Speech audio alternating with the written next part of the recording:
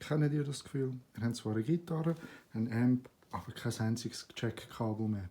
Um sich selber ein Gitarrekabel zu basteln, braucht ihr genau 3 Sachen. Ein Stereo-Jack-Kabel, Malerchläbband, ein Verlängerungskabel. Wir nehmen das Jack-Kabel und hauen es ab. Wir nehmen das Verlängerungskabel und hauen es auch ab. Ihr verbindet die Kabel miteinander. Ihr isoliert sie mit dem Malerchläbband. Einstecken. Spielen.